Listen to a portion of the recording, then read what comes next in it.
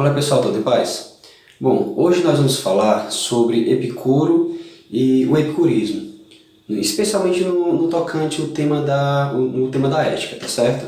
Bom, o que é importante destacar inicialmente é que o pensamento de Epicuro se desenvolve num período histórico específico chamado helenismo, certo?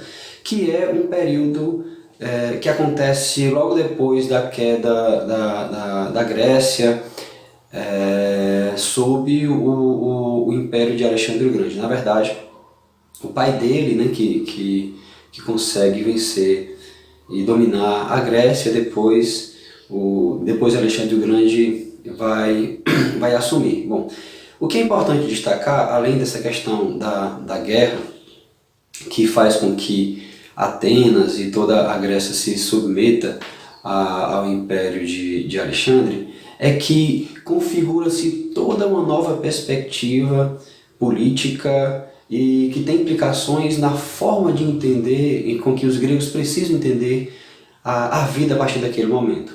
Os gregos não têm mais a cidade como referência, como era para Aristóteles, para Platão.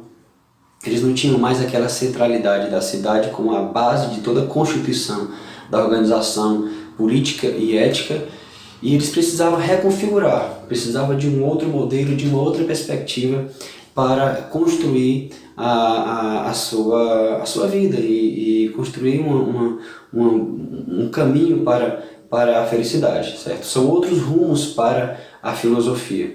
E nesse contexto, Epicuro defende que a filosofia é efetivamente um caminho para a felicidade, é um caminho para a cura da alma, digamos assim, e o caminho escolhido por Epicuro é um caminho de interioridade. O grego ele precisa agora pensar não mais na cena pública, mas no mundo interior da sua alma, pensar como é que ele individualmente, na sua interioridade, vai conseguir encontrar a felicidade. O helenismo vai apresentar várias possibilidades, várias correntes de pensamento. Epicuro traz uma proposta que fica conhecida como a ética dos prazeres, digamos assim, e que alguns autores muitos autores ressaltam que talvez essa compreensão da ética de Epicuro como a ética do prazer talvez tenha sido mal interpretada, né? Como se ele fosse defensor de um hedonismo superficial, vulgar, enfim.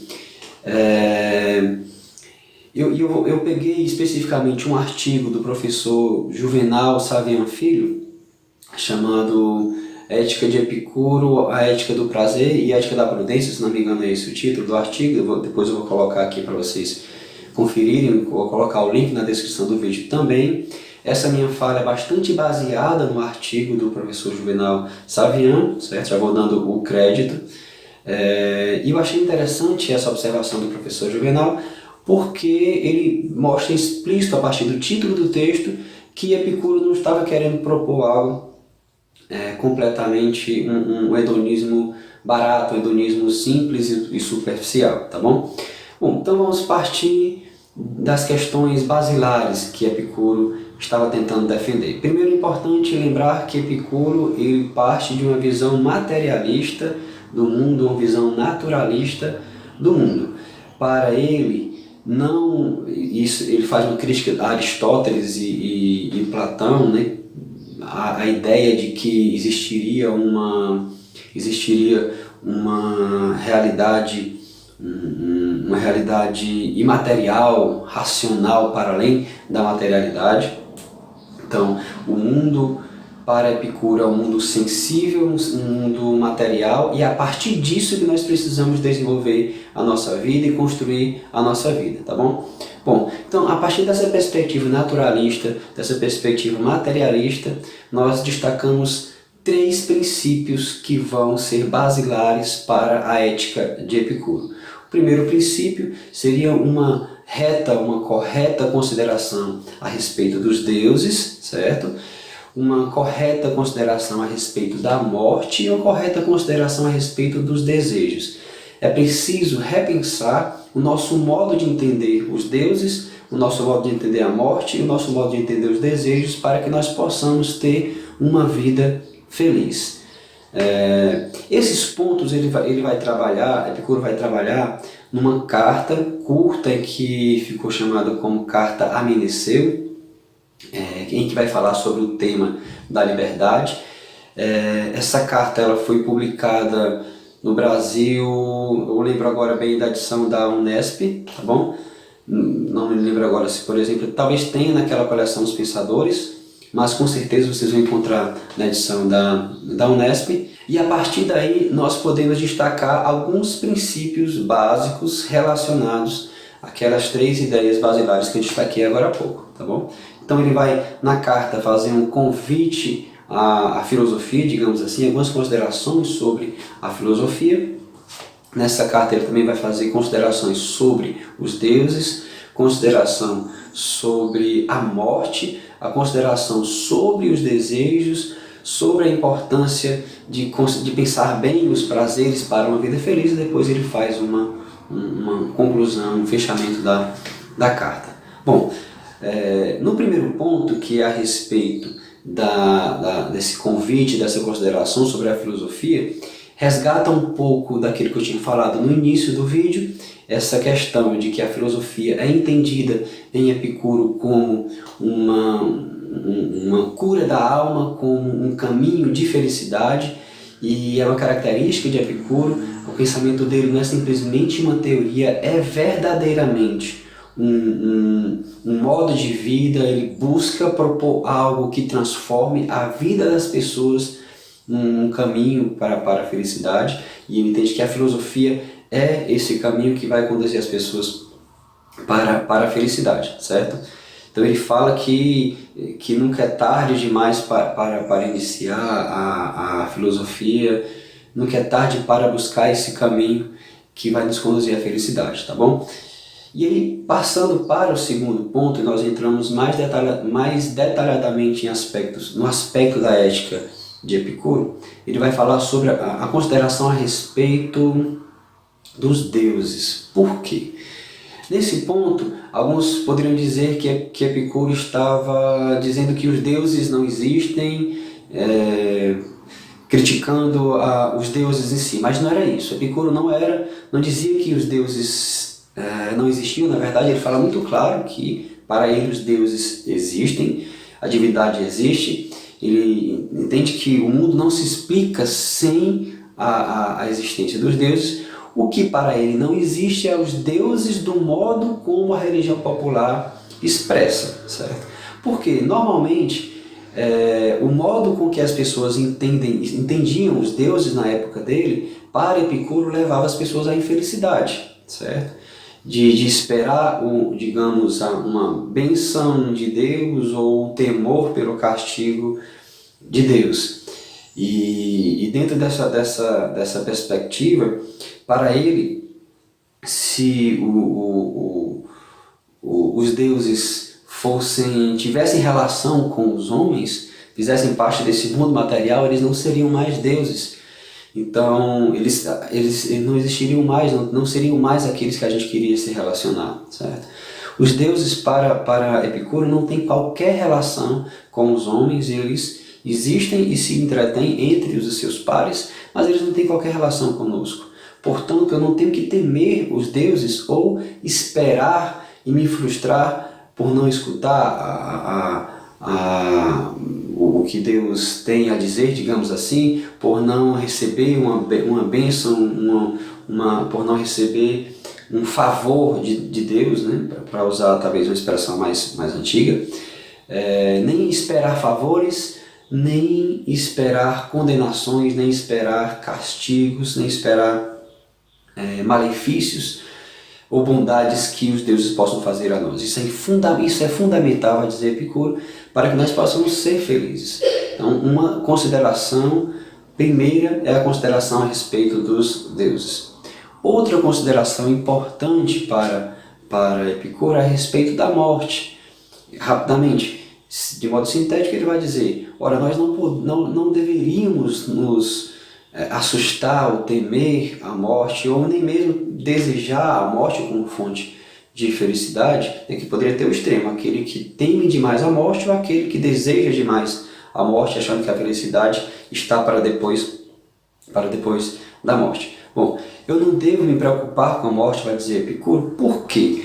Porque a morte é aquilo que não é enquanto eu sou. Enquanto eu estou vivo, enquanto eu estou presente aqui, a morte não está presente, ela está distante, ela não me alcança, certo?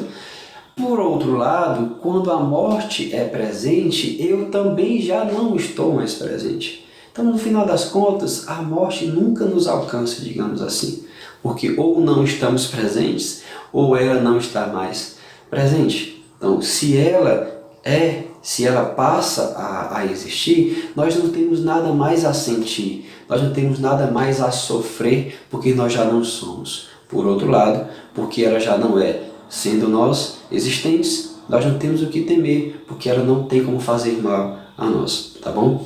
Percebam que a grande preocupação de Epicuro é desviar falsas compreensões que possam, por algum motivo, nos levar ao temor, nos levar ao medo e ao sofrimento. Outro ponto fundamental é a consideração correta a respeito dos desejos. É o reconhecimento de que nós temos em nossa vida essas realidades que se impõem a nós. Eu não preciso ponderar, imaginar, será que eu vou sentir, será que eu vou desejar isso ou aquilo? Não, o desejo é algo que vem independente se eu estou raciocinando sobre aquilo ou não, certo? É algo que simplesmente brota na existência do indivíduo. Então eu preciso entender que o desejo faz parte, que a vontade faz parte da minha vida. Esse é o primeiro ponto que eu preciso entender para ser feliz, tá bom?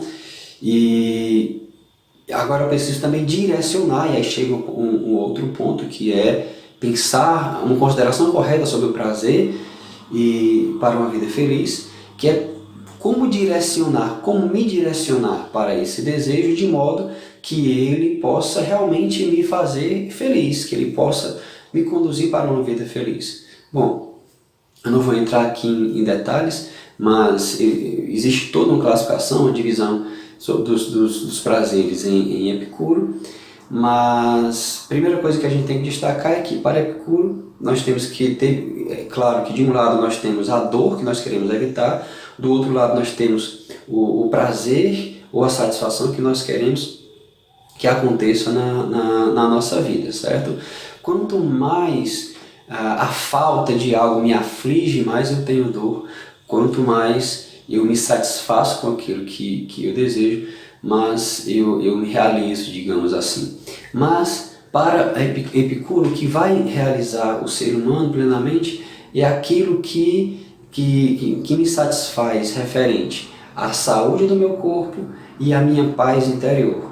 É esta a questão que é mais fundamental quando se fala dos prazeres, não é simplesmente qualquer prazer. Qual é o tipo de prazer que me ajuda, que me conduz à saúde do meu corpo?